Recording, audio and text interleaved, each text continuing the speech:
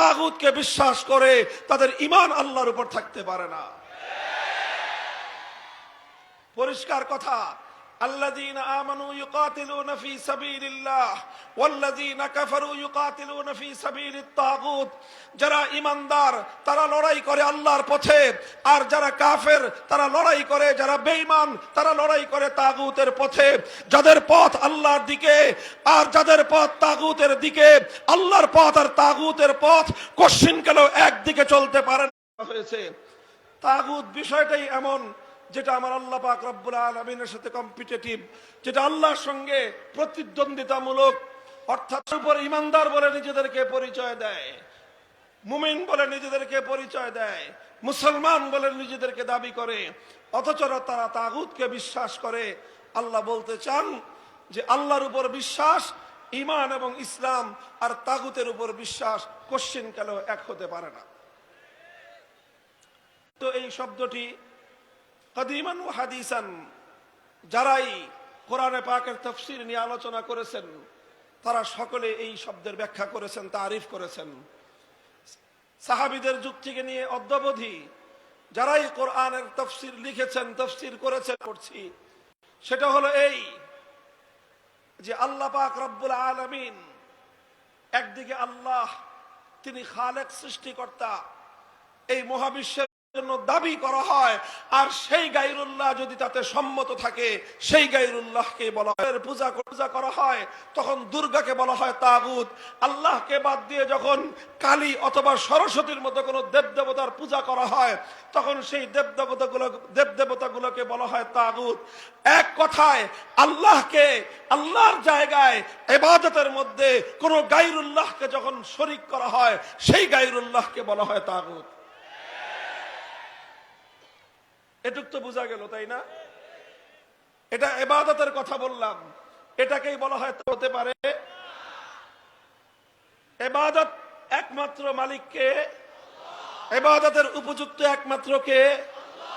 ইবাদত যেরকম আল্লাহর জন্য নির্ধারিত, লিসেন মি, কান খাড়া করে শুনুন, ইবাদত যেরকম একমাত্র আল্লাহর জন্য নির্ধারিত, আল্লাহর ইবাদত করলে যেরকম একজন মানুষ একত্ববাদী থাকতে পারে না, মুশরিকে পরিণত হয়, বিধান দেওয়ার ক্ষেত্রেও আল্লাহর চূড়ান্ত বিধানকে উপেক্ষা করে কোন গায়রুল্লাহ যদি বিধান তৈরি করতে যায়, আইন রচনা করতে যায়, সেই গায়রুল্লাহকেও তাগুত বলা হয়। সেই গায়রুল্লাহর আইন যারা মানে, এক দুর্গাকে পূজা করে তারা আল্লাহর সঙ্গে শিরক করলো, তাহলে তারা ঈমানদার না বেঈমান? তারা মুসলিম না কাফের? শুধুমাত্র ইবাদতের ক্ষেত্রে আল্লাহর সঙ্গে একজন দুর্গাকে শরীক করে তারা যেরকম ঈমান থেকে খারিজ হয়ে মুশরিকে পরিণত হয়েছে, তাদের পরিচয় যেরকম কাফের, অমুসলিম আর বেঈমান, ঠিক তদ্রূপ আল্লাহর একচ্ছত্র আইন তৈরি করবার ক্ষমতাকে চ্যালেঞ্জ করে যারা আইন তৈরি করবার আল্লাহর জন্য নির্ধারিত এই মসনদকে নিজেদের হাতে তুলে নিতে চায়, আল্লাহর জন্য নির্ধারিত আইন তৈরি করবার, বিধান তৈরি করবার চূড়ান্ত ক্ষমতা যারা নিজেদের হাতে তুলে নিতে চায়, তারা প্রত্যেকে তাগুত। এবং এই তাগুতদেরকে যারা বিশ্বাস করবে আর কিছু হতে পারে, ঈমানদার হতে পারে না।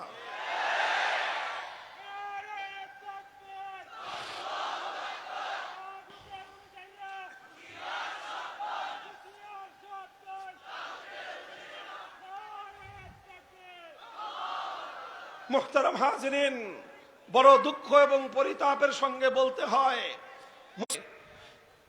অথচ মুসলিম নামধারী, মুসলমান পরিচয় ধারণকারী এই মানুষের মধ্যে শত শত নয়, হাজার হাজার নয়, লাখের কোটায় নয়, কোটি কোটি মুসলমান এমন পাওয়া যাবে যারা এক আল্লাহর আইনের পরিবর্তে শত শত তাগুতের বানানো আইনকে তারা বিশ্বাস করে হতে পারে। তাহলে যারা শত শত মানুষের কাছে আল্লাহর জন্য নির্ধারিত আইন তৈরি করবার ক্ষমতা হস্তান্তর করে, তারা হিন্দুদের চেয়ে ছোট মুশরিক হতে পারে না, বরং হিন্দুদের চেয়ে অনেক বড় মুশরিক এবং বেঈমান। মুহতারাম হাজিরিন, আইন এমন একটা ক্ষমতাকে, যেই ক্ষমতাকে কেউ চ্যালেঞ্জ করতে পারে না। আইন তৈরি করবার চূড়ান্ত ক্ষমতা কার?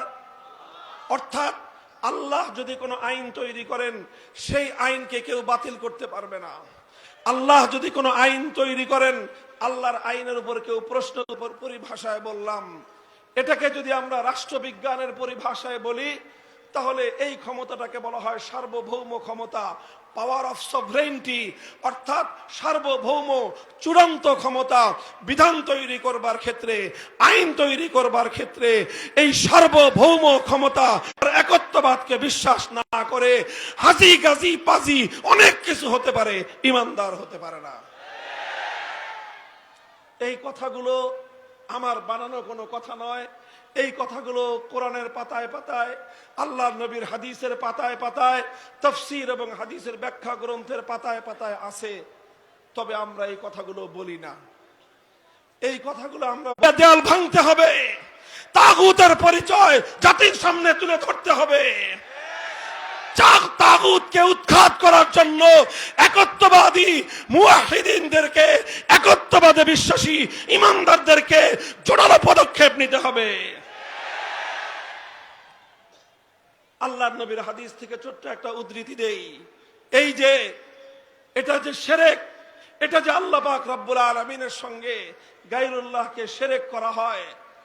হযরত ব্যক্তি ছিলেন, তিনি আল্লাহর নবীর কাছে প্রশ্ন করলেন, ইয়া রাসূলুল্লাহ, কোরআনে পাকের সূরাতুল বারাআর মধ্যে আল্লাহ পাক রব্বুল আলামিন একটা আয়াত নাযিল করেছেন, আর সেই আয়াতের মধ্যে খ্রিস্টানদের সম্পর্কে একটা অভিযোগ করা হয়েছে।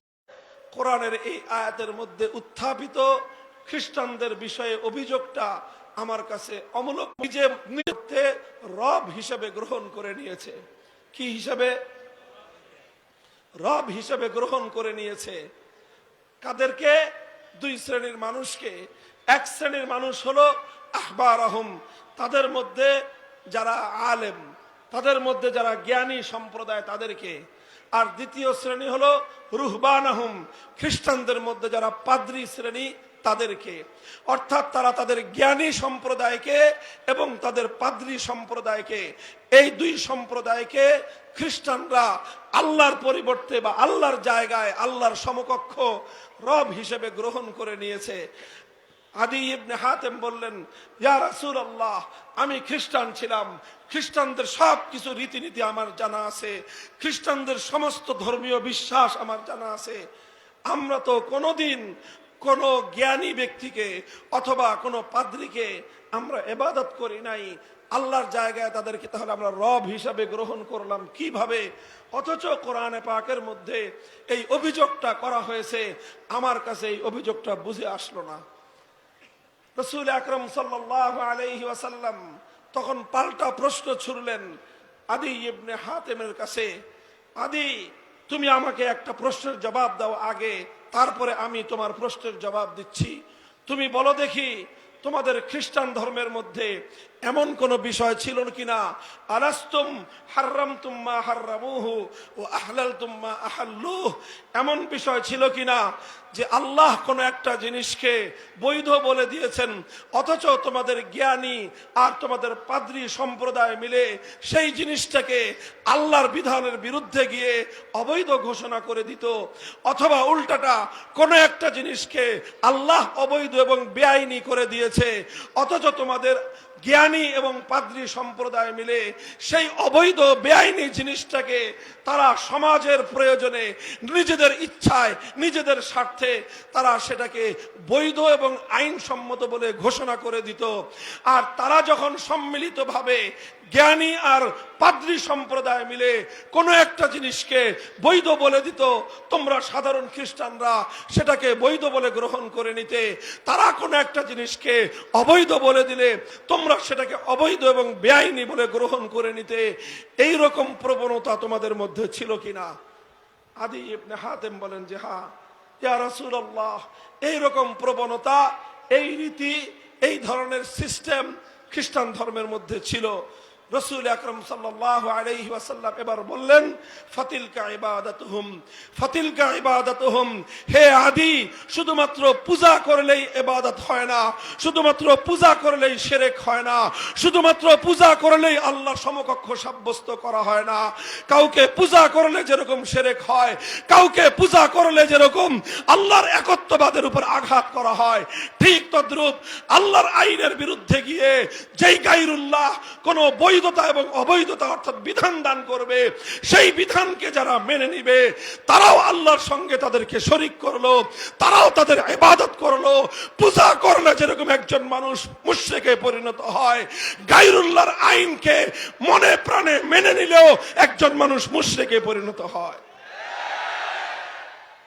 মুহতারাম হাজিরিন, বড় দুঃখ এবং পরিতাপের বিষয়, বলেছিলাম কোটি কোটি মুসলমান আজ এমন পাওয়া যাবে, কোটি কোটি মুসলমান এমন পাওয়া যাবে বছর বছর হজ করে, প্রতিদিন 5 ওয়াক্ত নামাজ আদায় করে, রমজানে রোজা রাখে, যাকাতও ঠিক মতো দেয়, অথচ অসংখ্য ক্ষেত্রে আল্লাহর আইনের বিরুদ্ধে তাদের অভিযোগ রয়েছে।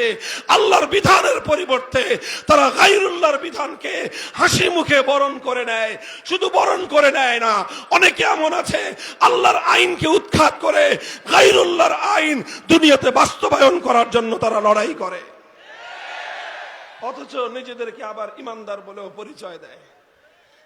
এর চেয়ে দুনিয়াতে হাস্যকর কথা আর কিছুই হতে পারে না, এর চেয়ে দুনিয়াতে ভাওতাবাজির কথা আর কিছুই হতে পারে না, এর চেয়ে বড় মুনাফিকি দুনিয়াতে আর কিছুই হতে পারে না। পরিষ্কার কথা, কত্তাবাইয়ানার রুশদু মিনাল গায়য়ি, তুমি যদি আল্লাহর উপর ইমানদার হয়ে থাকো, ইবাদত করবে একমাত্র কার? তুমি যদি আল্লাহর উপর ইমানদার হয়ে থাকো, ইবাদত করবে একমাত্র কার? তুমি যদি এক আল্লাহর উপর ইমানদার হয়ে থাকো, তাহলে চূড়ান্ত ভাবে আইনদাতা হিসাবে বিশ্বাস করবে কাকে? আল্লাহ আমাদেরকে বুঝবার তৌফিক দান করেন। এই কথাটা আমি কেন বলতেছি? দুইটা কারণে বলতেছি। এক তো হলো আজ বর্তমানে যুব প্রজন্মের মধ্যে, ইয়াং জেনারেশনের মধ্যে বিপুল ভাবে স্কুল কলেজ ইউনিভার্সিটির ছাত্রদের মধ্যে তাওহীদ এবং শিরকের এই কনসেপ্ট তারা জানতে চেষ্টা করতেছে, বিভিন্ন জায়গা থেকে তারা জানতেছে, বুঝতেছে। উলামায়ে কেরামের উচিত তাগুত সম্পর্কে এই জাতিকে অবহিত করা।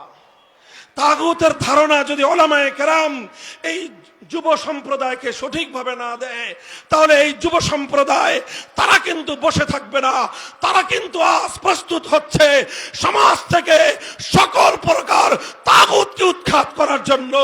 আপনারা যদি তাদেরকে সঠিক দিক নির্দেশনা না দেন, তারা স্বেচ্ছায় তাগুতের বিরুদ্ধে লড়াই করার জন্য রণাঙ্গন তৈরি করবে, যুদ্ধের ময়দান তারা তৈরি করে নেবে।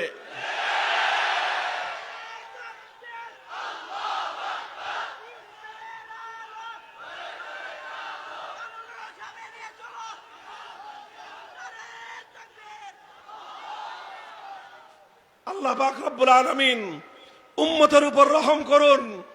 উম্মতে মুহাম্মাদিয়ার মধ্যে আল্লাহর আইনের পরিবর্তে কোন মানুষের বানানো আইন দ্বারা সমাজ বিচার হওয়া, সমাজ শাসিত হওয়া, সমাজের মধ্যে আল্লাহর আইনের পরিবর্তে কোন গায়রুল্লাহর আইন কার্যকর থাকা, এই অভিশাপ মুসলমানদের মধ্যে একসময় ছিল না। সাহাবীদের যুগে ছিল না, খেলাফতে রাশেদার যুগে ছিল না, খেলাফতে বনু উমাইয়ার যুগে ছিল না, খেলাফতে বনু আব্বাসিয়ার যুগে ছিল না। শেষ পর্যন্ত খেলাফতে বনু আব্বাসিয়ার যুগে মুসলমানদের উপর এক ফিতনা আসে, সেই ফিতনার নাম হলো তাতারি ফিতনা। তাতারিরা, এই মঙ্গোলিয়ানরা মুসলমানদের উপর আগ্রাসন চালায়, বাগদাদকে ধ্বংস করে, মুসলমানদেরকে ব্যাপক হত্যাযজ্ঞ করে বিশাল মুসলিম এলাকা তারা দখল করে নেয়। দখল করেই ক্ষান্ত হয় নাই, সর্বপ্রথম এই তাতারিদের মাধ্যমে মুসলিম জাতির উপর এই অভিশাপ নেমে আসে। তাতারিরা, তাদের যে নেতা চেঙ্গিস খান, এই চেঙ্গিস খানের বানানো আইনের একটা বই ছিল, সেই বইটাকে ইতিহাসের পাতায় বলা হয় ইয়াসেক। এই ইয়াসেক নামক চেঙ্গিস খানের রচিত আইন মুসলিম সমাজের মধ্যে তারা কার্যকর করে দেয়। এই মুসলমানদের উপরে এই অভিশাপ আসে।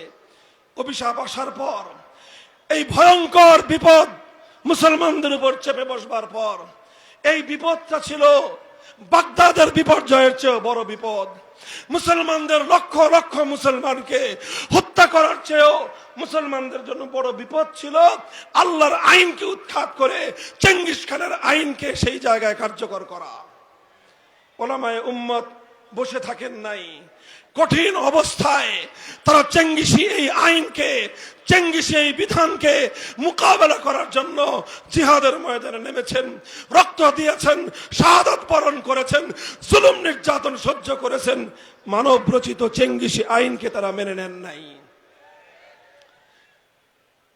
এমনকি শাইখুল ইসলাম ইবনে তাইমিয়া রাহমাতুল্লাহ আলাইহি এই তাতারীদের বিরুদ্ধে লড়াই করতে গিয়ে, সংগ্রাম করতে গিয়ে একবার নয়, দুইবার নয়, ছয় বার কারারুদ্ধ হয়েছেন। জীবনের মূল সময়টাকে কারাগারে বন্দী অবস্থায় কাটিয়ে দিয়েছেন। গায়রুল্লাহর আইনকে তারা মেনে নেন নাই। তাদের এই ত্যাগ, তাদের কোরবানি, তাদের আত্মদান, তাদের শাহাদাত, তাদের রক্তের বিনিময়ে এক সময় আল্লাহ পাক রব্বুল আলামিন এই অভিশাপকে আবার তুলে নেন। মুসলিম উম্মার মধ্যে আবার মানব রচিত আইন উৎখাত হয়ে আল্লাহর আইনের যুগ ফিরে আসে এবং তাতারীরা ব্যাপকভাবে ধ্বংস হয়। আর অনেক তাতারীরা ইসলাম গ্রহণ করে মুসলমানদের মধ্যে শামিল হয়ে যায় এবং আল্লাহর জমিন থেকে, মুসলিম সমাজ থেকে আল্লাহর আইনকে উৎখাত করে মানব রচিত আইন তৈরি করবার অভিশপ্ত ধারা আবার দূর হয়ে যায়। ইতিহাস বলছি সংক্ষিপ্ত। এভাবে চলতে থাকলো আবার মুসলমানদের যুগ, এভাবেই চলতে থাকলো মুসলিম সমাজ। খেলাফতে ওসমানিয়ার দীর্ঘ সময় পর্যন্ত গোটা মুসলিম বিশ্ব কোথাও গায়রুল্লাহর আইন দ্বারা মুসলমানরা শাসিত হতো না। এরপরে আসলে একটা যুগ, যেই যুগটা হলো পশ্চিমা ইউরোপিয়ানদের সাম্রাজ্যবাদের আগ্রাসনের যুগ। 1757 সালে আমাদের এই পাক ভারত উপমহাদেশ দখল করে নিল ব্রিটিশরা। একই সময়ে, কাছাকাছি সময়ে আরেকটা সাম্রাজ্যবাদী রাষ্ট্র ফ্রান্স দখল করে নিল মুসলমানদের আফ্রিকার বিশাল অঞ্চল। ইতালি দখল করে নিল বিশাল অঞ্চল। এই তিনটা সাম্রাজ্যবাদী শক্তি, ব্রিটিশ, ফ্রান্স আর ইতালি, মুসলিম ভূখণ্ডগুলোকে দখল করে প্রতিটা ভূখণ্ডে তারা যেই কাজ করলো সেটা হলো আল্লাহর আইন উৎখাত করে তারা ব্রিটিশ প্রবর্তিত আইন, সাম্রাজ্যবাদের প্রবর্তিত আইনের দ্বারা দেশ, জাতি এবং রাষ্ট্রকে তারা শাসন করতে আরম্ভ করলো। মুহতারাম হাজিরিন, 1757 সালে আমাদের এই পাক ভারত উপমহাদেশে এই অভিশপ্ত ধারা যখন চালু হলো, শাইখুল হযরতে শাহ আব্দুল আজিজ মুহাদ্দিস দেহলভী রহমতুল্লাহ আলাইহি সর্বপ্রথম তিনি ফতোয়া দিলেন। তিনি ফতোয়া জারি করলেন যে এই ভারতে মুসলমানদের সংখ্যা যতই থাকুক না কেন, মুসলমানরা যতই নির্বিঘ্নে নামাজ, রোজা, হজ, যাকাত পালন করতে পারুক না কেন, যেহেতু মুসলিম জাতির এই ভূখণ্ড, মুসলিম সমাজ যেহেতু এখন আর আল্লাহর আইনের দ্বারা শাসিত হয় না, সুতরাং এগুলো এখন আর দারুল ইসলাম নেই, এটা দারুল হরব তথা শত্রু কবলিত দেশে পরিণত হয়েছে। শাহ আব্দুল আজিজের ফতোয়া হলো এই, শাহ আব্দুল আজিজ রহমতুল্লাহ আলাইহির ফতোয়ার সার কথা হলো এই, যেই ভূখণ্ড গায়রুল্লাহর আইনের দ্বারা শাসিত হয় সেই ভূখণ্ডে মুসলমানরা যতই নিরাপদ থাকুক সেই ভূখণ্ড দারুল ইসলাম হতে পারে না, সেই ভূখণ্ড দারুল হরব। এবং পরবর্তী ফতোয়া হলো সেই দারুল হরবকে আবার পরিবর্তন করে আল্লাহর আইন কার্যকর করার জন্য, দারুল ইসলামে ফিরিয়ে আনার জন্য জিহাদ করা প্রতিটি মুসলমানের জন্য ফরজে আইন। এই ফতোয়ার আলোকে ভারতবর্ষের উম্মত মুসলিমা, ভারতবর্ষের মুসলমানরা জিহাদের প্রস্তুতি নিলেন। 1831 সালে বালাকোটের রণাঙ্গনে সৈয়দ আহমদ রহমতুল্লাহ আলাইহির নেতৃত্বে জিহাদ পরিচালিত হলো, বালাকোটের জিহাদ। ওই জিহাদে সংখ্যায় মুসলমানরা কম ছিলেন, দুর্বল ছিলেন। ইংরেজদের কাছে তারা শাহাদাত বরণ করলেন, তারা পরাস্ত হয়ে গেলেন। সৈয়দ আহমদ রহমতুল্লাহ আলাইহি শাহাদাত বরণ করলেন। আল্লাহর আইন বাস্তবায়ন করতে পারেন নাই, কিন্তু এক মুহূর্তের জন্য গায়রুল্লাহর আইনের সামনে মাথা নত করেন নাই। চললো, সংগ্রাম চলতে থাকলো। চলতে চলতে 1857 সাল আসলো। 1857 সালের আগে সাইয়্যিদুত তায়েফা হাজী ইমদাদুল্লাহ মুহাজির মক্কি রহমতুল্লাহ আলাইহির নেতৃত্বে ওনারা একটা খেলাফত ঘোষণা করলেন। সেই খেলাফতে আল্লাহর আইন কার্যকর করলেন। থানা ভবন ছিল সেই খেলাফতের রাজধানী। সেই খেলাফতের আমিরুল মুমিনিন ছিলেন হাজী ইমদাদুল্লাহ মুহাজির মক্কি। সেই খেলাফতের প্রধান বিচারপতি ছিলেন রশিদ আহমদ গাঙ্গুহি। সেই খেলাফতের প্রধান সেনাপতি ছিলেন হাফেজ জামিন শহীদ রহমতুল্লাহ আলাইহি। সেই খেলাফতের প্রধানমন্ত্রী ছিলেন কাসেম নানুতুবি রহমতুল্লাহ আলাইহি। এইভাবে ওনারা ব্রিটিশ প্রবর্তিত আইনকে উৎখাত করে আল্লাহর আইনের দ্বারা মুসলিম সমাজ পরিচালনা করার চেষ্টা করলেন। এর বিরুদ্ধে ব্রিটিশরা আগ্রাসন চালালো, হামলা চালালো, যুদ্ধ হলো। শামিলির রণাঙ্গনে হাজী সাহেবরা সহ সমস্ত খেলাফতের সৈনিকরা যুদ্ধে অংশগ্রহণ করলেন, জিহাদ করলেন। অকাতরে শামিলির রণাঙ্গনে রক্ত দিলেন, শাহাদাত বরণ করলেন। প্রধান সেনাপতি হাফেজ জামিন রহমতুল্লাহ আলাইহি শাহাদাত বরণ করলেন, জীবন দিলেন, রক্ত দিলেন। হাজার হাজার আলেম শহীদ হলো, ফাঁসি কাষ্ঠে ঝুললো। কিন্তু গায়রুল্লাহর আইন মুহূর্তের জন্য মেনে নেন নাই। মুহতারাম হাজিরিন, 1857 সালের শামিলির রণাঙ্গনের সেই জিহাদের প্রেক্ষিতে মুসলমানরা পরাস্ত হয়ে গেল। সাম্রাজ্যবাদ আরো কঠিন ভাবে মুসলমানদের উপর জেঁকে বসলো। 10 বছর এইভাবে চলবার পর 1866 সালে সেই হুজ্জাতুল ইসলাম কাসেম নানুতুবি রহমতুল্লাহ আলাইহির নেতৃত্বে ওনারা দারুল উলুম দেওবন্দ কায়েম করলেন। উদ্দেশ্য ছিল শিক্ষা দীক্ষার মাধ্যমে আবার এমন একদল মুসলমান সৈনিক তৈরি করা হবে যারা আবার আল্লাহর জমিন থেকে ব্রিটিশ প্রবর্তিত মানব রচিত এই আইন উৎখাত করে আবার আল্লাহর আইনের যুগ ফিরিয়ে আনবে। 80 বছর, কত বছর? 1866 সাল থেকে 1947 সাল পর্যন্ত 80 বছর সংগ্রাম করার পর ওনারা কামিয়াব হলেন, সফলতা লাভ করলেন। ব্রিটিশরা এই দেশ থেকে পালিয়ে যেতে বাধ্য হলো। যখন এদেশ স্বাধীন হবে তখন এই জাতির কাছে প্রশ্ন ছিল নতুন ভাবে এই দেশটা কিভাবে চলবে। তখন এই দেশে 2 জাতি বসবাস করত, প্রধানত বেশি ছিল হিন্দু আর মুসলমান। অন্য ছোট ছোট কিছু জাতি ছিল, শিখ, বৌদ্ধ ইত্যাদি। কিন্তু প্রধান 2 জাতি হিন্দু আর মুসলমান। হিন্দু আর মুসলমানদের মধ্যে হিন্দুরা ছিল সংখ্যাগরিষ্ঠ মুসলমানদের তুলনায়। এই জন্য মুসলমানরা চিন্তা করলেন এখন হলো গণতন্ত্রের যুগ।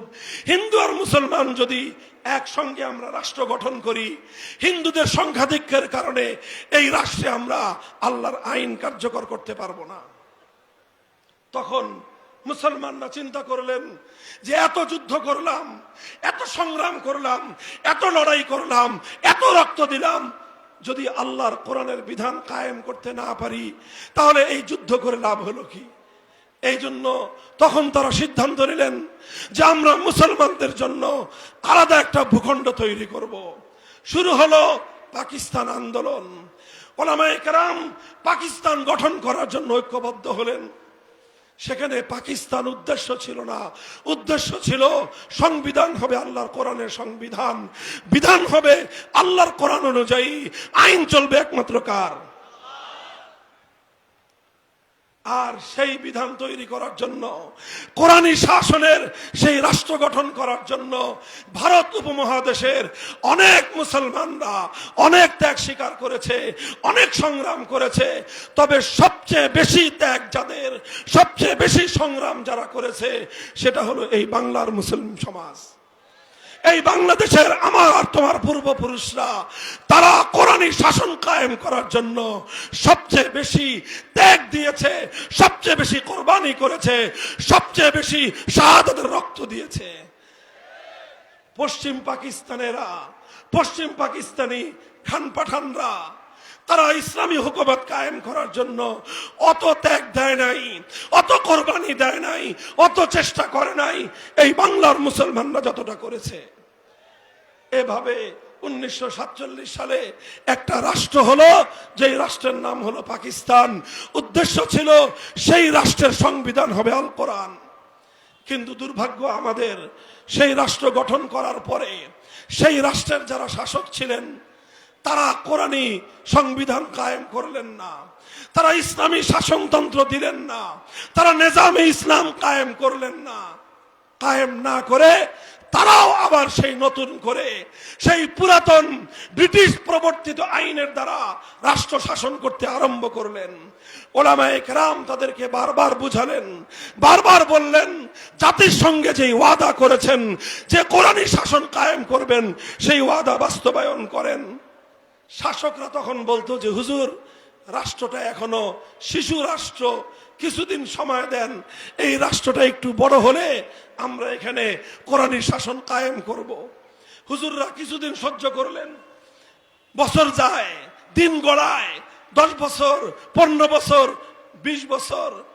শাসকদেরকে বলা হলো যে আপনারা কোরআনী শাসন কায়েম করেন না কেন? বলে যে শিশু রাষ্ট্র। হুজুররা বলে আপনাদের এই শিশু বালেগ হবে কবে? 20 বছরের বুইরা খাটাস, এখনো বালেগ হয় নাই, আর কবে বালেগ হবে? কবে প্রাপ্তবয়স্ক হবে? তারা বলে এখনো শিশু, এখনো শিশু। এখন যদি আমরা এখানে ইসলামী হুকুমত কায়েম করতে যাই, পশ্চিমা বিশ্ব, ইউরোপ, আমেরিকা আমাদেরকে সাহায্য করবে না, তখন আমরা টিকতে পারবো না। এই অজুহাত দেখায় বারবার পশ্চিম পাকিস্তানি বিশ্বাসঘাতক গাদ্দার শাসকরা এদেশের মুসলিম সমাজের সঙ্গে গাদ্দারি করেছে। আমার আব্বাজান শাইখুল হাদিস রহমতুল্লাহ আলাইহি বলতেন, যেই পোলা 24 বছরও বালেগ হয় না, ওই পোলা 90 বছরও বালেগ হবে না। কাজেই যেই পাকিস্তান 24 বছর পরেও শিশু, এটা বড় হয় নাই, প্রাপ্তবয়স্ক হয় নাই, এই পোলা, এই রাষ্ট্র আর কোনোদিন ম্যাচিউরড হবে না, কোনোদিন প্রাপ্তবয়স্ক হবে না।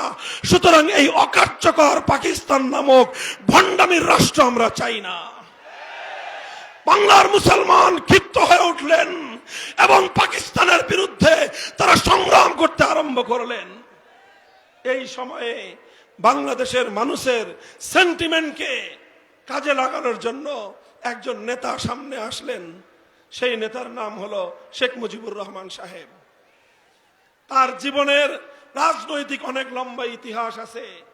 তার জীবনের সবচেয়ে ভালো যেই কাজটা তিনি করেছিলেন, সবচেয়ে কল্যাণময় কাজটা তিনি যেটা করেছিলেন, 1970-এর জাতীয় নির্বাচনের আগে তিনি জাতির সঙ্গে অঙ্গীকার করলেন, ওয়াদা করলেন, যদি আপনারা আমাকে ভোট দেন, নৌকা মার্কায় যদি সিল মারেন, আওয়ামী লীগ যদি ক্ষমতায় যেতে পারে, কোরআন সুন্নাহ বিরোধী কোন আইন আমরা দেশে করব না।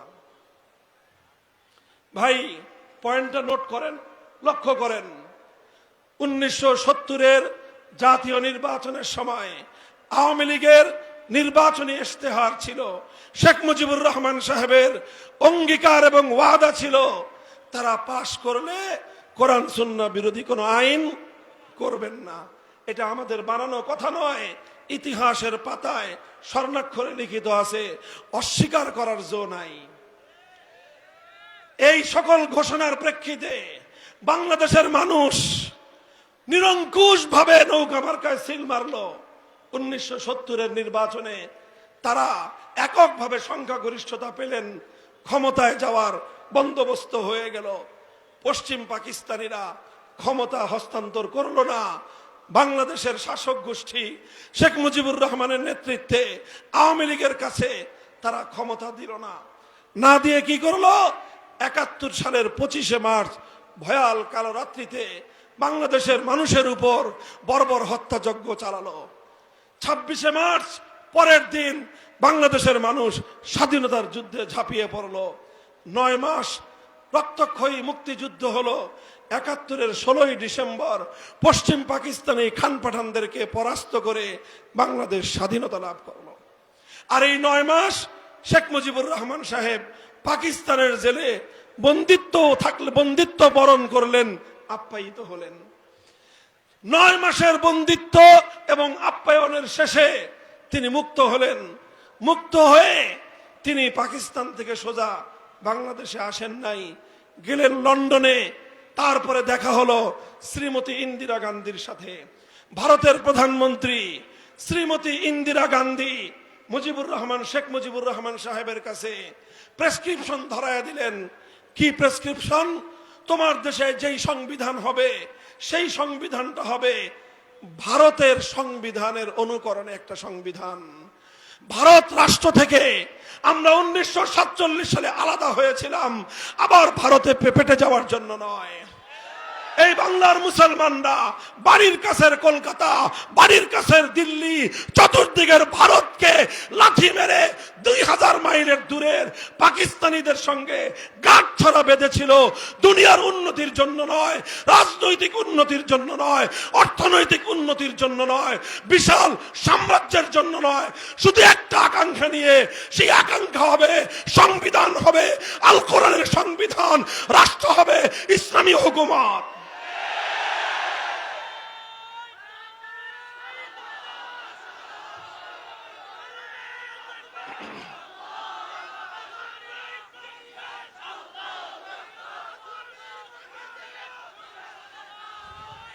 মোহতারাম হাজিরিন, লক্ষ্য করেন, শেখ মুজিবুর রহমান সাহেব 1971-এর স্বাধীনতার কিছুদিন পর মুক্তি পেয়ে তিনি যখন বাংলাদেশে আসলেন, ততদিনে 71 সাল শেষ হয়ে 72 সাল শুরু হয়ে গেছে।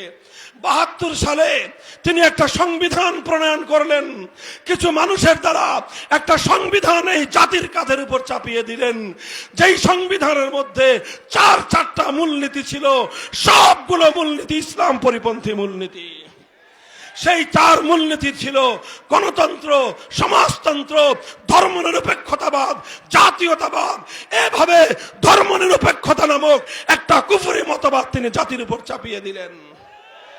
আর এই সংবিধান প্রণয়নের মাধ্যমে তিনি 70-এর জাতীয় নির্বাচনের আগে যেই ওয়াদা করেছিলেন, যেই অঙ্গীকার করেছিলেন, সেই ওয়াদা ভঙ্গ করলেন, জাতির সঙ্গে গাদ্দারি করলেন।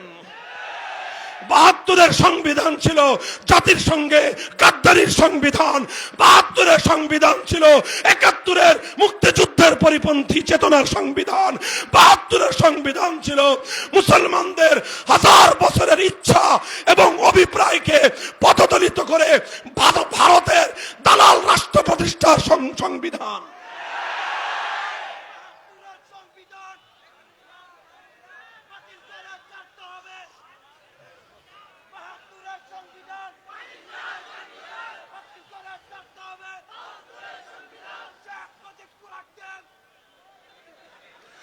মোহতারাম হাজিরিন, কথা বুঝতে হবে। এই কথা জোরালো গলায় বলবার সময় এসেছে এখন বাংলাদেশে। এ কথা বলতে হবে আমাদেরকে। এই সংবিধানের মধ্যে ধর্ম নিরপেক্ষতা নামক কুফরি মতবাদ অন্তর্ভুক্ত হওয়ার কারণে বাংলাদেশে এখন চাইলেও আমরা কেউ পরিপূর্ণ ইসলাম অনুসরণ করতে পারি না। কিভাবে পারি না? চোখে আঙ্গুল দিয়ে এক একটা ধারা, এক একটা ঘটনা, এক একটা বিধান আমরা চোখ দিয়ে দেখায় দিতে পারবো, চোখে আঙ্গুল দিয়ে দেখায় দিতে পারবো। শুধুমাত্র কয়েকটা দৃষ্টান্ত ছোট্ট করে আমি আপনাদের সামনে উপস্থাপন করব। দেখেন, সংবিধান যেভাবে আছে সেভাবে চলতে হয়। 1975 সালে এই যে 72 সালের যে গাদ্দারি করেছিল শেখ মুজিবুর রহমান সাহেব, বিশ্বাসঘাতকতা করেছিলেন, জাতির সঙ্গে কোরআন সুন্নাহ বিরোধী আইন তৈরি না করবার অঙ্গীকার করে তিনি সংবিধানটা করলেন কুফরি সংবিধান। এর চরম মাসুল তাকে দিতে হয়েছিল 75-এর 15ই আগস্ট। গাদ্দারির ফসল ছিল সেটা, জাতির সঙ্গে বিশ্বাসঘাতকতার ফসল ছিল সেটা।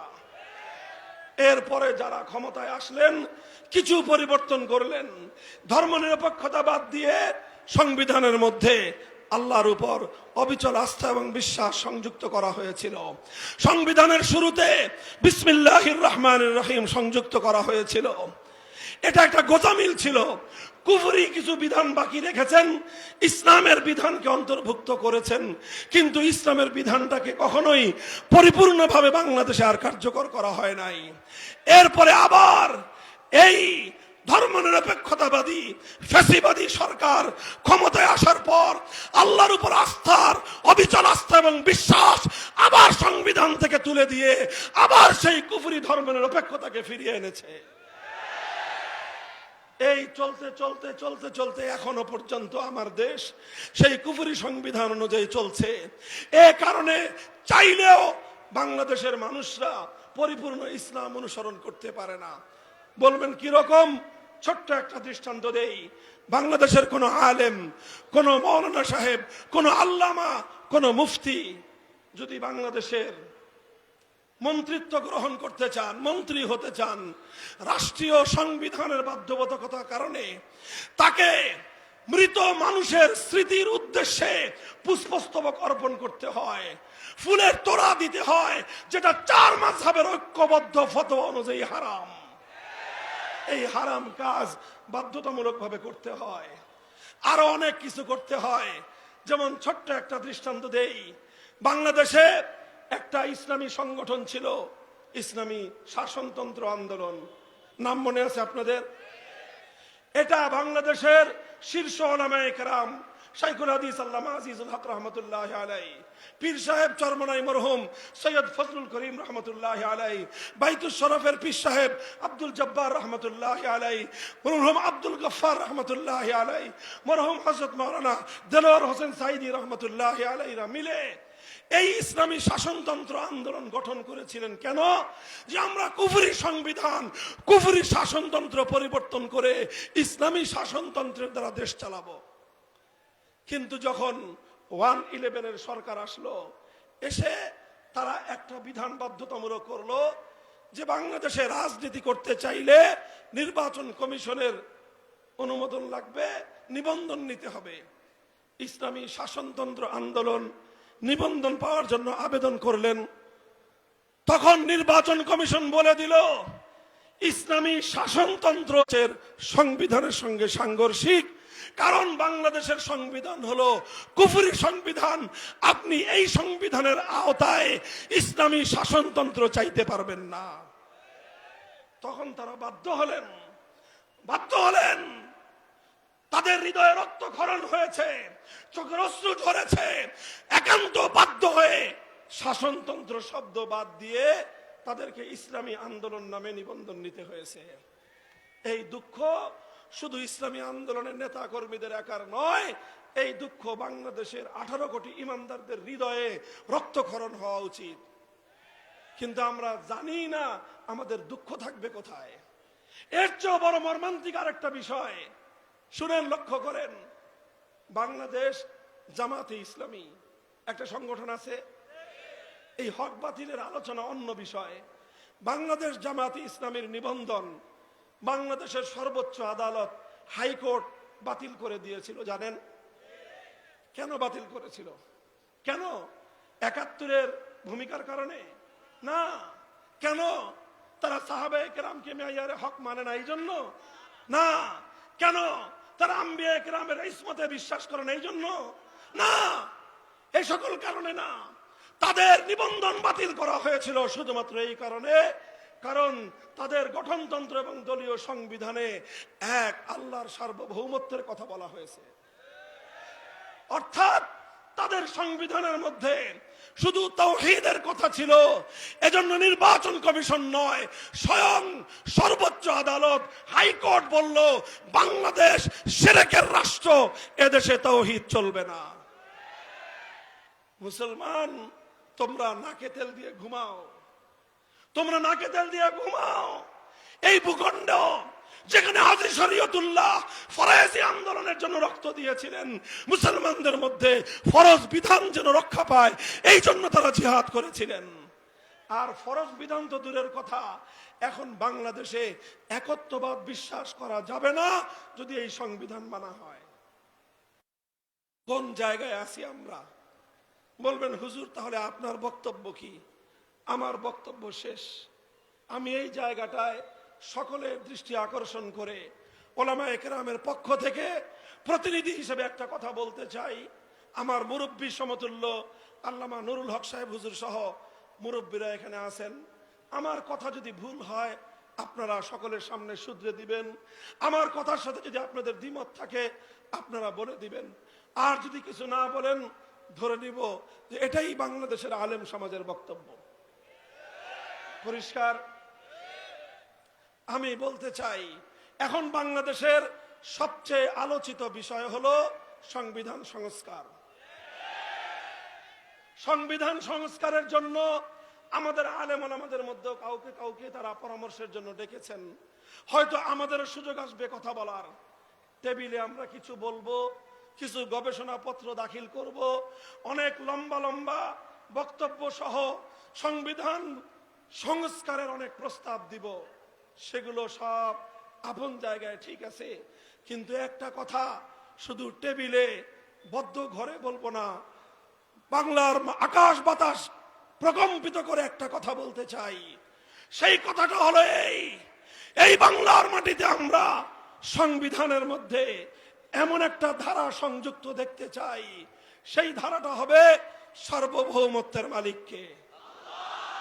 সুতরাং আল্লাহর সার্বভৌমত্বের বিরুদ্ধে, আল্লাহর আইনের বিরুদ্ধে যে কোনো আইন হবে, যে কোনো নীতিমালা হবে, যে কোনো বিধান হবে, সমস্ত বিধান বাংলার মাটিতে অকার্যকর এবং বাতিল হবে।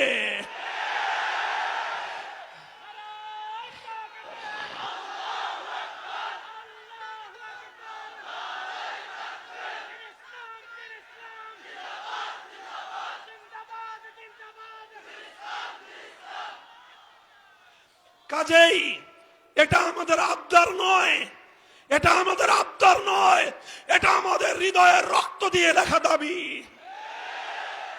আমরা বলতে চাই 5ই আগস্টের বিপ্লবের পর বাংলাদেশ আজ এই দাবি উত্থাপন করার জন্য উপযুক্ত পটভূমি তৈরি হয়েছে। 5ই আগস্টের বিপ্লবের স্বরূপ যদি কেউ বুঝতে চান, বিপ্লবের প্রতীক যদি দেখতে চান, তাহলে আমি বলবো দুপুরের পর থেকে নিয়ে আসর পর্যন্ত 1 থেকে 1.5 ঘন্টার বাংলাদেশ দেখুন। 5ই আগস্ট 2024 সালের দুপুর 2টো থেকে 3টা 4টা পর্যন্ত 2 ঘন্টার বাংলার টেকনাফ থেকে তেতুলিয়া দেখুন। একটা দৃশ্য সকলের চোখে পড়বে, সকলের কানে বাজবে। সেটা হলো 15 বছরে গোটা বাংলাদেশে শিরকের যত প্রতীক মূর্তি তৈরি করা হয়েছিল, বাংলার শাহজালালের সন্তানেরা, বাংলার বীর তৌহিদি জনতা 2 ঘন্টার মধ্যে সমস্ত মূর্তি ভেঙে বঙ্গোপসাগরে ভাসিয়ে দিয়েছে।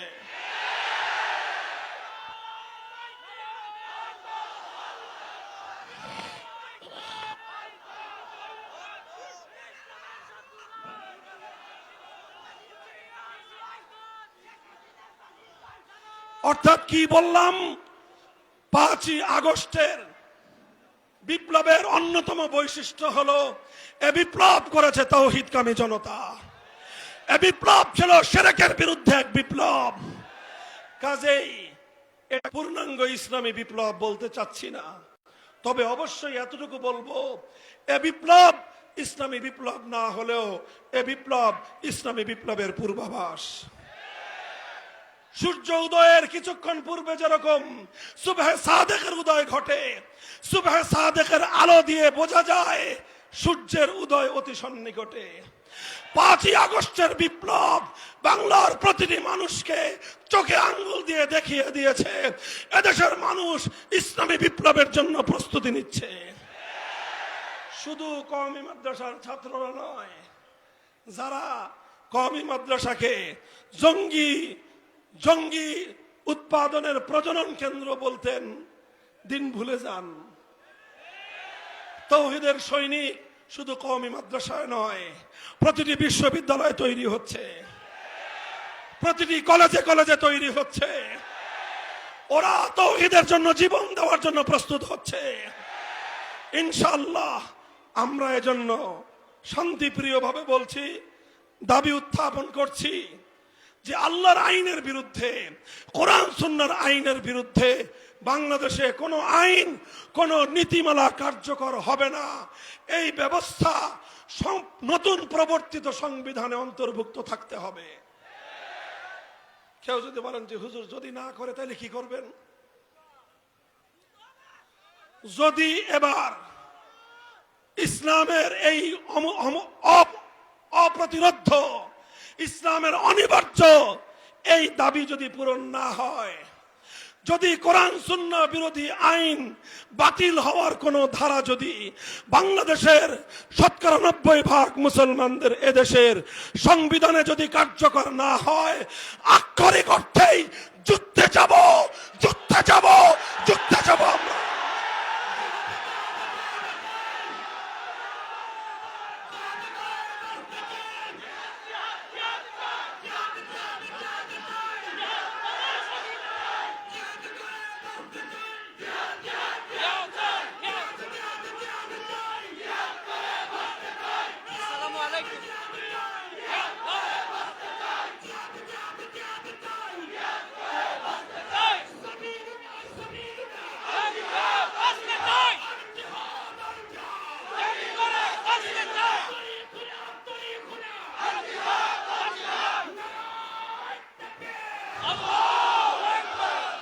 হ্যাঁ মুসলমান, প্রস্তুতি নাও।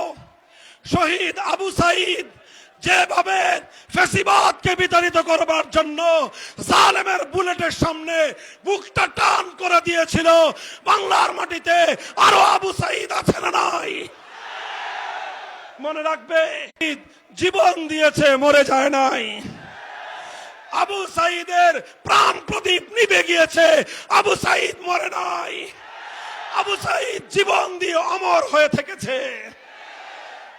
যদি এক ফ্যাসিবাদকে বিতাড়িত করবার জন্য ২০০০ মানুষের রক্ত দিতে পারে, ২০০০ মানুষের যদি জীবন যেতে পারে এক জালিমের পতনের জন্য, তাহলে আল্লাহর কোরআনের রাজ কায়েম করার জন্য, ইসলামী চূড়ান্ত বিপ্লবের জন্য ২০০০ নয়, ২ লক্ষ নয়, যদি ২ কোটি মানুষের জীবনের প্রয়োজন হয়, শহীদি ঈদগাহে জমায়েত হতে কারা প্রস্তুত থাকবা?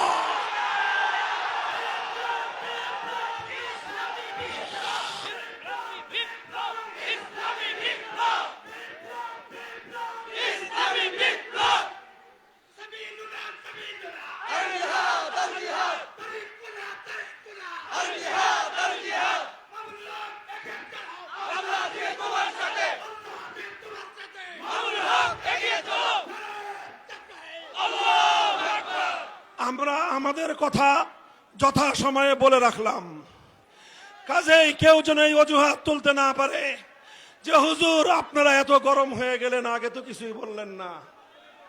এই জন্য বলছি, সারা বাংলাদেশে এখন আমার এই এক ওয়াজ, সংবিধান সংস্কার হবে।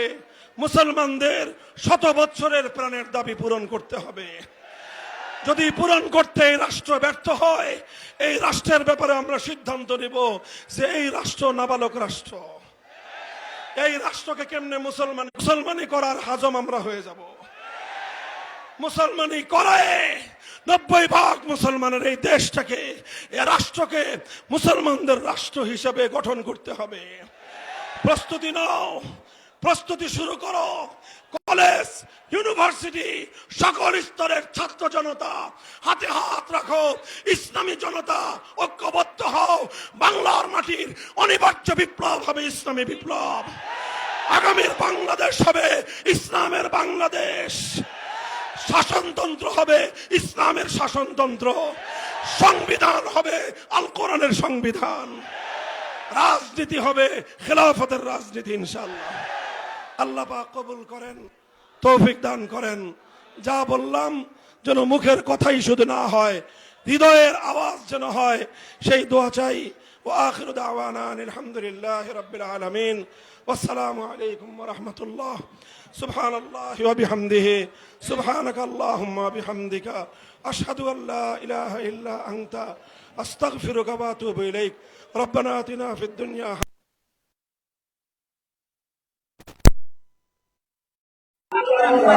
محمد وعلى آله وأصحابه أجمعين سبحان ربك رب العزة عما يصفون ভাই সবাই শেয়ার করেন, অনেক কষ্ট করে ভিডিও করি, সবাই শেয়ার করেন। ভাই ভাই বেশি বেশি শেয়ার করেন রহমতের ভিডিও, অনেক কষ্ট করে ভিডিও করে। মোহতারাম হাজিরিন, একটি গুরুত্বপূর্ণ এলান শুনি। কি করতেছে? আগামী 28 নভেম্বর এই বেটা কই যাস? রোজ বৃহস্পতিবার আলেকাত্তর বিশ্ব রোড জামিয়া মাদানিয়া রেজাতুল উলুম মাদ্রাসার উদ্যোগে ঐতিহাসিক ইসলামী মহাসম্মেলনের আয়োজন করা হয়েছে। ইসলামী মহাসম্মেলনে তাশরীফ করবেন হযরত মাওলানা কাসেমি, হযরত মাওলানা খালেদ সাইফুল্লাহ ইয়াবি, হযরত মাওলানা হাসান সাদিক সাহেব, হযরত মাওলানা আব্দুল মান্নান ইসলামী, হযরত মাওলানা কারি মোহাম্মদ সাইফুল ইসলাম হাসান। আগামী 28 নভেম্বর রোজ বৃহস্পতিবার আলেকাত্তর বিশ্ব রোড জামিয়া মাদানিয়া রেজাতুল উলুম মাদ্রাসার উদ্যোগে আয়োজিত ঐতিহাসিক ইসলামী মহাসম্মেলনে তাশরীফ আনবেন হযরত মাওলানা নজরুল ইসলাম কাসেমি, হযরত মাওলানা খালেদ সাইফুল্লাহ ইয়াবি, হযরত মাওলানা হাসান জাহিন সাহেব, হযরত মাওলানা আব্দুল মান্নান উসমানী এবং হযরত মাওলানা কারি মোহাম্মদ সাইফুল ইসলাম হাসান। আরেকটি বিশেষ ঘোষণা, আগামী 25 নভেম্বর রোজ মঙ্গলবার কুমিল্লা জেলা হুফাজুল কোরআন ফাউন্ডেশনের উদ্যোগে হিফজুল কোরআন প্রতিযোগিতা সকাল 8টা থেকে জামিয়া মাদানিয়া রেজাতুল উলুম মাদ্রাসায় অনুষ্ঠিত হবে। আগামী 26 নভেম্বর রোজ মঙ্গলবার হুফাজুল কোরআন ফাউন্ডেশনের উদ্যোগে হিফজুল কোরআন প্রতিযোগিতা সকাল 8টা থেকে জামিয়া মাদানিয়া রেজাতুল উলুম মাদ্রাসায় অনুষ্ঠিত হবে।